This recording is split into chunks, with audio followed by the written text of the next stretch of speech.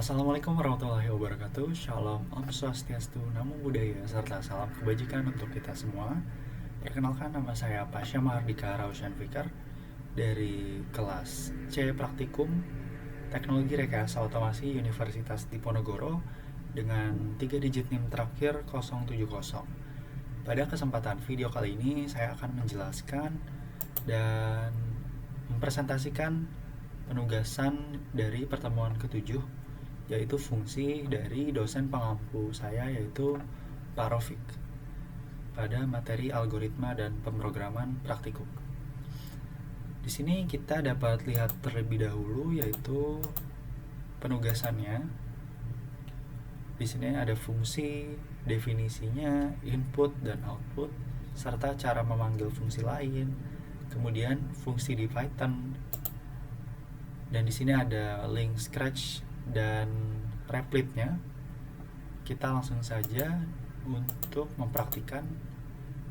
Tapi sebelum itu saya akan mempresentasikan terlebih dahulu materi yang sudah saya cari mengenai fungsi ini. Seperti yang Pak Rafiq bilang, pembelajaran algoritma dan pemrograman ini dapat secara langsung atau secara mudahnya itu dapat dibantu dengan artificial intelligence. Oke, jadi saya di sini menginput beberapa kata, yaitu untuk membuatkan saya penjelasan mengenai fungsi. Nah, jadi saya akan jelaskan, yaitu pertama, fungsi dalam algoritma pemrograman.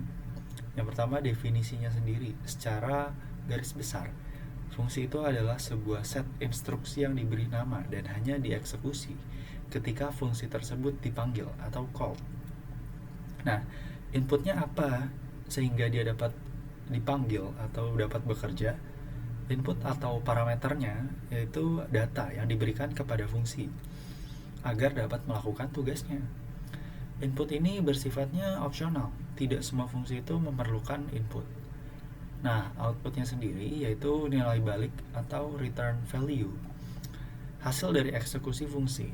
Fungsi dapat menghasilkan satu nilai, beberapa nilai, atau bahkan tidak menghasilkan nilai balik sama sekali, atau void. Nah, yang kedua ada cara memanggil fungsi lain. Fungsi dapat memanggil fungsi lain di dalamnya untuk menyelesaikan tugas yang lebih kompleks. Pemanggilan. Ketika sebuah fungsi A perlu menggunakan hasil atau layanan dari fungsi B, fungsi A akan memanggil fungsi B dengan menyediakan argumen yang diperlukan. Alur kontrolnya sendiri yaitu kontrol eksekusi program akan berpindah ke fungsi B. Fungsi B akan dieksekusi. Dan setelah selesai, biasanya dengan pertanyaan return, kontrol akan kembali ke fungsi A tepat setelah klik pemanggilan.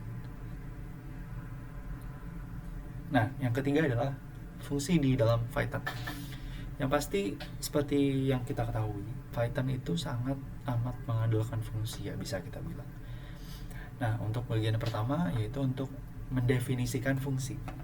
Dalam Python, fungsi ini dapat didefinisikan menggunakan kata kunci def, diikuti dengan nama fungsi dan tanda kurung, dan diakhiri dengan titik 2. Argumen atau parameter dimasukkan di dalam tanda kurung. Nah, contohnya seperti input di sebelah sini atau source code di sebelah sini dalam bentuk Python. Di sini ada def sapa underscore pengguna atau nama. Nah, nama ini adalah parameter atau input. Ketika kita menginput pesannya halo plus nama atau input tadi plus selamat datang, returnnya sendiri adalah mengembalikan output. Untuk bagian yang kedua, untuk menggunakan fungsi, Anda cukup menulis nama fungsi diikuti dengan tanda kurung yang berisi argumen yang dibutuhkan. Seperti di sini. Contohnya dalam bentuk Python. Nah, scope variable itu apa sih artinya? Scope variable sendiri adalah bagian dari program di mana suatu variabel dapat diakses atau dilihat. Nah, ada dua jenis utama scope dalam konteks fungsi. Yang pertama adalah variabel lokal. didefinisikan di dalam sebuah fungsi, hanya dapat diakses dan digunakan dari dalam fungsi itu sendiri. Dan yang terakhir adalah variabel ini dibuat saat fungsi itu dipanggil dan dihancurkan setelah fungsi selesai dieksekusi. Dan yang kedua adalah global variable, didefinisikan di luar fungsi. Yang kedua dapat diakses atau dibaca dari mana saja dalam program, termasuk di dalam fungsi. Dan yang ketiga adalah dalam banyak bahasa termasuk Python. Untuk memodifikasi nilai variabel global dari dalam fungsi, biasanya diperlukan kata kunci khusus. Misalnya global di Python. Contoh source code-nya seperti ini. Nah, kemudian untuk flowchart fungsi dalam algoritma pemrograman, flowchart sendiri saya akan jelaskan terlebih dahulu, yaitu sebuah representasi visual langkah-langkah dalam suatu algoritma. Dalam konteks fungsi, flowchart membantu memvisualisasikan bagaimana fungsi dipanggil dan bagaimana alur kontrol kembali. Nah, berikut ini sebuah gambar atau ilustrasi dari diagram alur atau flowchart yang menggambarkan sebuah fungsi. Di sini dimulai dari start loop, kemudian masuk ke dalam kondisi. Jika benar, maka fungsi akan mengeksekusi statement tersebut dan akan menghasilkan increment atau decrement. Jika menghasilkan ini, dia akan balik lagi ke dalam kondisi. Jika false, loop akan berhenti saat itu juga.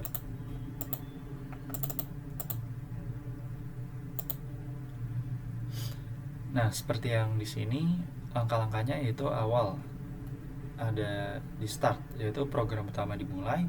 Yang kedua dalam proses, yaitu program utama menjalankan tugas-tugas awal. Dan yang ketiga adalah pemanggilan fungsi. Simbol proses khusus atau subrutin digunakan untuk memanggil fungsi. Program mengoper data input.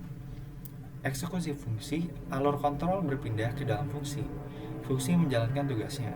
Yang kelima adalah pengembalian nilai atau return value. Fungsi selesai dan mengembalikan output jika ada ke program utama. Nah, yang keenam adalah lanjutan proses atau continue proses. Program utama melanjutkan eksekusinya dari titik setelah pemanggilan fungsi. Dan yang terakhir adalah program berakhir atau end. Baik, kemudian saya akan mempresentasikan atau mempraktikannya secara langsung di dalam website Scratch. Nah, di sini ada Scratch mengenai food delivery. Ya, food delivery. Kita akan langsung mencoba saja, yaitu di sini saya tadi sudah menginput bahwa saya akan memilih pizza yang tersedia, yaitu margherita. Kemudian kita bisa start lagi. Kita mulai dari awal. Kita akan jawab yes. Misal saya jawab pepperoni. Kemudian saya jawab yes. Saya jawab Napoli. Jika saya jawab no, maka program akan langsung mengakumulasi total harga yang akan saya bayar.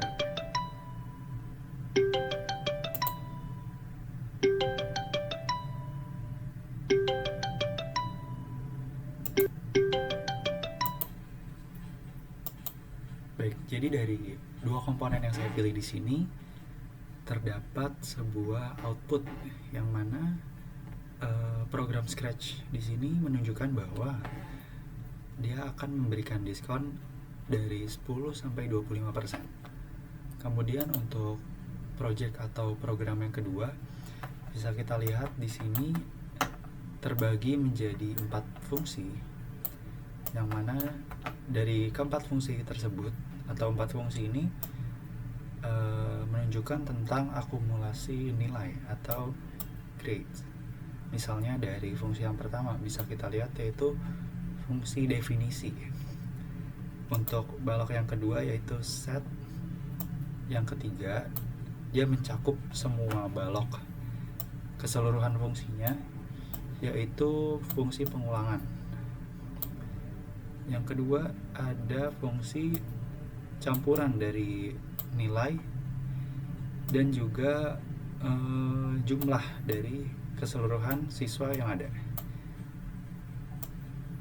Ya. Di sini misalnya saya input beberapa nilai. Terdapat indikator minimum yaitu memiliki nilai 3 dan maksimum adalah 9. Dan menciptakan rata-rata atau average-nya yaitu 6,1.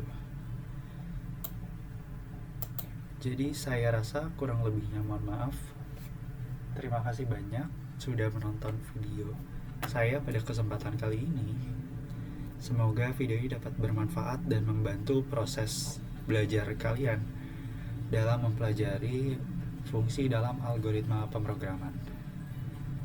Akhir kata, wassalamualaikum warahmatullahi wabarakatuh.